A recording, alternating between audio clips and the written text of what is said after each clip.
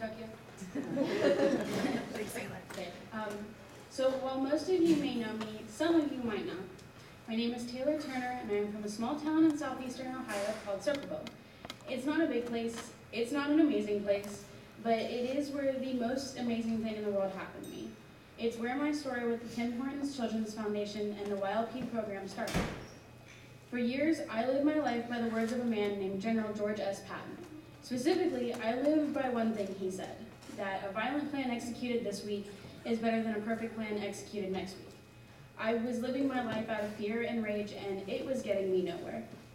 I was lost, and I was alone, and I didn't know any other way to be. But all that changed in the fall of my 7th grade year. I was attending a party that I didn't want to go to. Let me explain something here first. I'm a total klutz, so me and a slippery bowling ball alley floor, it doesn't mix, okay? So naturally, I slipped, and I sprained my ankle, and I soon found myself sitting off to the side alone again. That was when a woman approached me, who I didn't really even know, but she happened to notice me. She crouched down beside me, she handed me a paper, and she said very simply, "I won't pretend to know what's wrong, but maybe this can help you."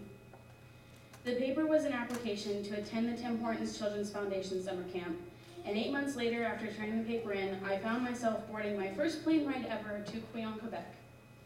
Even though summer camp loosened me up, I still felt really isolated. My 2 counselors, though, Aqua and Blush, they took the time to see past my wall, and they really took a look at the terrified little girl that I was. And they recommended me into the YLP program. Of course, I was excited, but not for the right reasons at the time. I just thought of it as another chance to escape my loneliness at home. I went back for L1 and was able to relax again, but only for 10 meager days. And in the year before I was meant to return to YLP again, I found myself dealing with multiple addictions, including an addiction to self-harm. I had nowhere to turn, and I thought for certain that my days in Canada had come to an end, and that there would be no level 2 for me. So when I finally received my application to return, I also received with it some bad news. My great-grandmother, a very opinionated half-German, half-Romanian woman, who I had always looked to in my times of need, had been diagnosed with stage 2 pancreatic cancer. I didn't know what to do. I was still angry, and I was still alienated at home, but I couldn't bring myself to do anything, knowing that any day she might no longer be with me. I knew she would always be my guardian angel in this life and the next, but I was so young, and I didn't want to lose her yet. And when I visited her with only 2 weeks left to turn in my application, she told me exactly how she felt about me turning down this chance. She told me that it was my choice, but that she had one thing to say about it. "Don't you dare give up," she told me. "Show the world your beauty."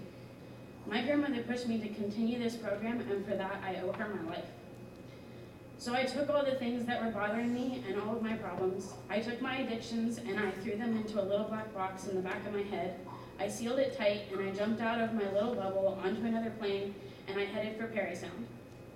There, even though I lost my luggage and was in no mood to be a happy camper, I met one of the most influential people in my life, Tinsley, one of my counselors. She helped me reinforce the mantra that you should always be yourself and that you should never change just because someone disagrees with your styles or judges you. And with her help, I opened my doors and I let my group get to know the real me. But in doing so, I found I didn't know myself anymore. I had forgotten my passion for life and for love and all of the beauty in the world. I had forgotten my sense of creativity, and through this amazing, wonderful program, I have found myself again. Every year, I thought I wouldn't make it, and some challenge held me back. But no matter what, that letter in the mail gave me the hope that I needed. And after all of the sweaty portages, the aches of newly formed muscles, watching sunsets on crystal clear lakes, and joyous screams when we saw those buses at the end of each trip, that signified we had made it again. We made it through all the way to our 4th year. We ascended to the challenge that we had so long whispered about, Silver Peak. It hit me hard at home that this would be our hardest challenge of all, but I needed to see that wide open sky. And when we all reached the top and we dropped our packs and took in that fresh air, I went to the ledge, I fell to my knees, I turned my head to the sky, and I said I did it. And I stared over the glory and the beauty of the landscape before my eyes, and the old me was gone. I wasn't angry anymore, and I wasn't lost. I was finally at home.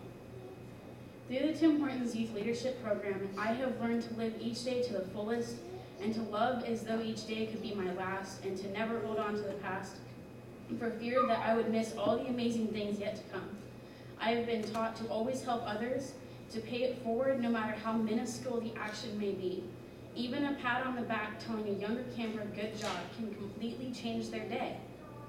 The hard times never once held a candle to the friends that I have made, the memories that I have gained, and the strength that I have earned through this program and the foundation as a whole.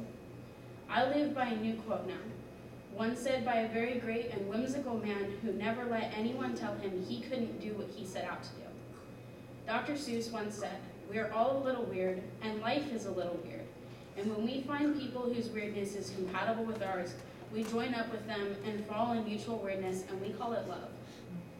There are a lot of people who I owe so much to, and I wish I could name every last one of them individually, because nothing I could do could ever repay the amazing gift that they had given me. I want to thank all of the Tim Hortons sponsors who have ever sent any child to camp, and specifically, I want to thank Kayla and Stephanie Wilson, who sent me to camp each year and who I finally got to meet tonight.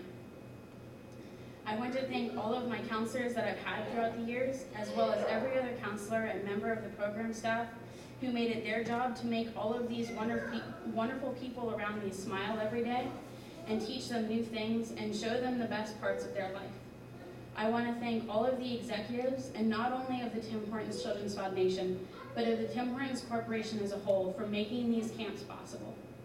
Perhaps most of all, I want to thank my fellow campers and graduates. You all lifted me out of some of the darkest parts of my life, and you gave me the support and the family that I've always dreamed of having. We began merely as roots. When we embarked on each new quest, we began to reach for the heavens until we finally came to the ascent, and now we're here at the climax of it all. For all of my fellow Summit graduates, I will never forget any of you. I will always be here the same way you have been for me. And to every last one of you, you will always be in the rest of my heart for the rest of my life. Goodbye does not have to mean goodbye. It just means I'll see you soon.